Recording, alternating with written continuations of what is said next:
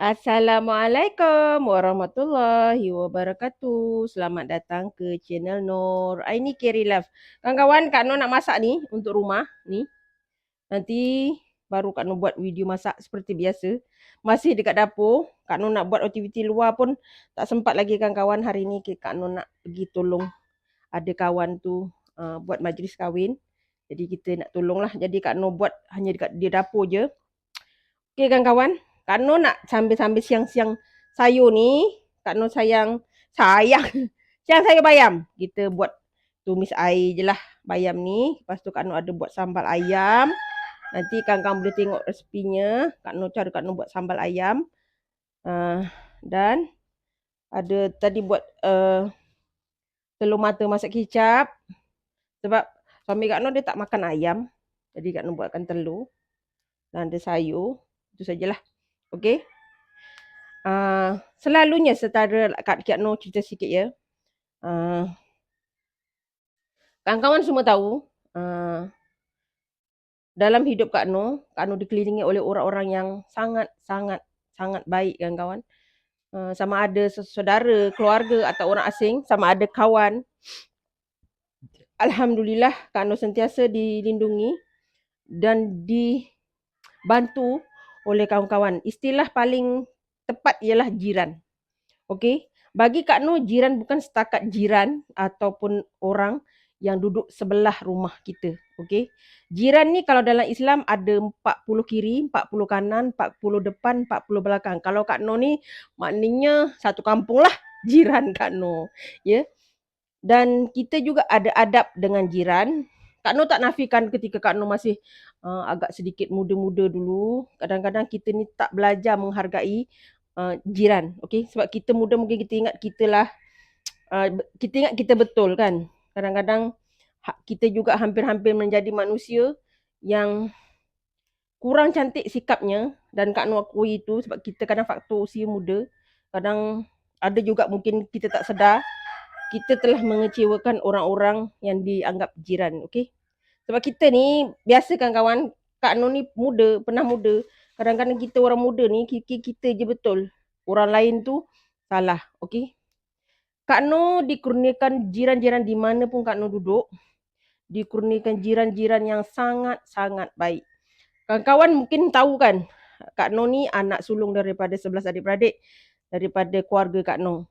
Okay. Tapi Kak Nur selalu cakap Kak Nur ada kakak, Kak Nur ada adik lagi. Lepas tu Kak Nur ada abang. Percayalah mereka itu ialah jiran Kak Nur dan kawan Kak Nur yang Kak Nur anggap sebagai keluarga. Kenapa? Ada sesuatu yang mereka buat yang menyebabkan Kak Nur anggap mereka adalah keluarga. Okay, Kak Nur cerita dulu. Jiran pertama Kak Nur ketika Kak Nur duduk di Kuala Selangor. Okay, masa tu anak Kak Nur satu. Ada pasangan suami isteri dengan anak seorang. Dia ada anak perempuan seorang tapi dia meninggal. Waktu Kak Nur berjumpa dengan dorang tu, anaknya dah meninggal lah yang perempuan. Tinggal anak lelaki jadi dia ada anak tunggal je lah. Okay, kejap ya kawan-kawan. Jatuh sayur Kak Nur. Jadi, mereka pasangan suami isteri ni sentiasa ambil tahu pasal Kak Nur. Apa yang Kak Nur ada, apa yang Kak Nur perlu. Pernah sekali Kak Nur punya dapur tu, masak air bali berasap kawan-kawan. Bising atuk tu. Kak Nur panggil Kak Zarah dengan Abang Atan. Suami dia panggil Pak Cik Atan lah. Dia penjaga makam di Kuala Selangor. Katanya dah arwah. Isteri dan anak dia masih ada katanya. Kak Nur dah lama tak jumpa dorang. Sejak Kak Nur pindah tahun 1997. Umur anak Kak Nur setahun, Kak Nur dah pindah ke Shah Alam. Kak Nur dah duduk di Shah Alam. Lepas tu Kak Nur duduk 10 tahun di Shah Alam. Kak Nur dikurniakan juga jiran yang baik ketika Kak Nur ditimpa musibah. Okay. Rumah Kak Nur bumbungnya ditimpa kayu dan bocor. Jiran-jiran Kak Nur ni lah yang jaga ketika Kak Nur jatuh kat bilik air masa Kak Nur mengandung anak nombor 2. Kak Nur jatuh bilik air, jiran tu juga yang hantar Kak Nur pergi hospital klinik untuk buat pemeriksaan takut jadi apa-apa.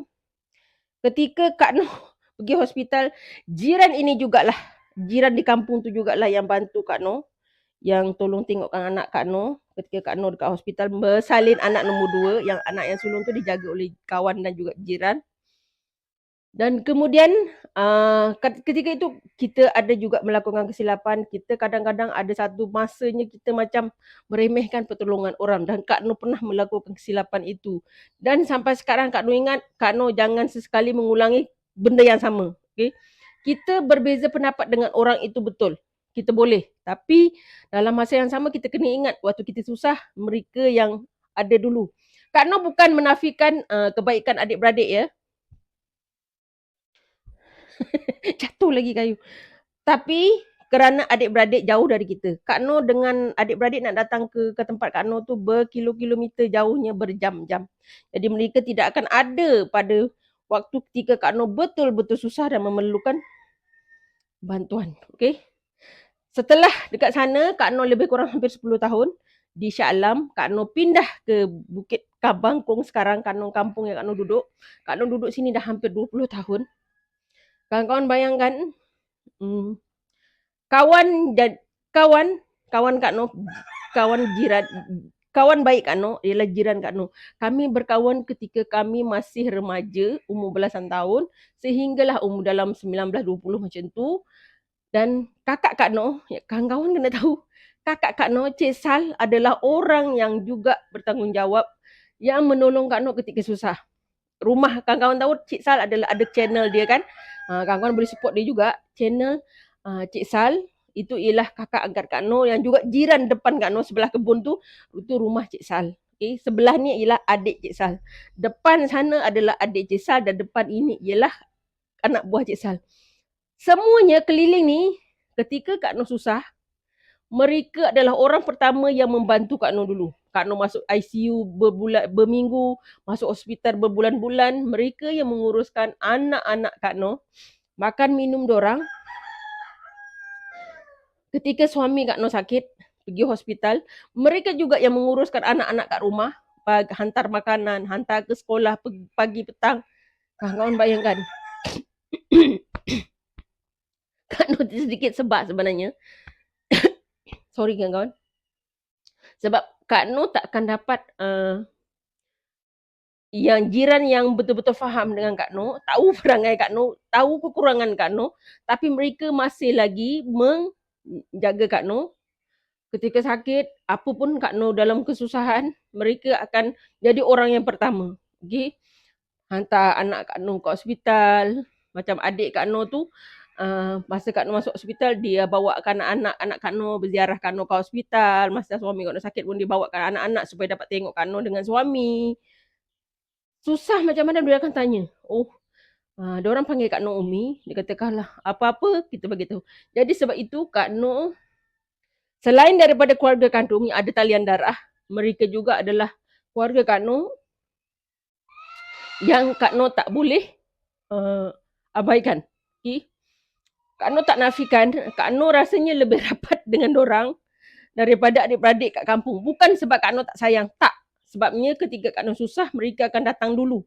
Sebab keluarga kat kampung, mereka jauh. Okay? Kak Noh hanya boleh bagi tahu keadaan Kak Noh, sekarang maklum kat hospital kan. Mereka hanya boleh, semoga macam tu saja. Tapi mereka yang dekat sini akan terus datang, tanya khabar, tanya dekat anak-anak kat rumah, ada apa yang perlu dimakan, ada yang perlu dibantu.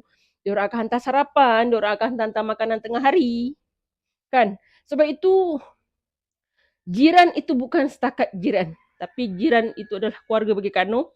Sebab itu Kak Noh kalau kawan tiba-tiba ada kakak, tiba-tiba ada abang, tiba-tiba ada adik lagi kan. Tiba-tiba ada anak buah lagi. Mereka semua, sebab bila Kak Noh dah anggap mereka keluarga, orang kata, perasaan kecil hati tu Kak Noh tolak tepi. Sebabnya kadang-kadang kita ni berbeza pendapat. Tapi dalam masa kita berbeza pendapat, Kak Noh akan kenang dulu dorang punya jasa-jasa terhadap Kak Noh bila Kak Noh susah. Okay? Kalau orang kata kita terkenang tu kalau Kak Noh susah, Kak Noh benda pertama yang Kak Noh pergi tolong, jiran dulu, kawan dulu. Sebabnya adik-beradik dia tak boleh sebab dia jauh. Kak Noh tak, orang kata bukan adik-beradik tak guna. Tak, bukan.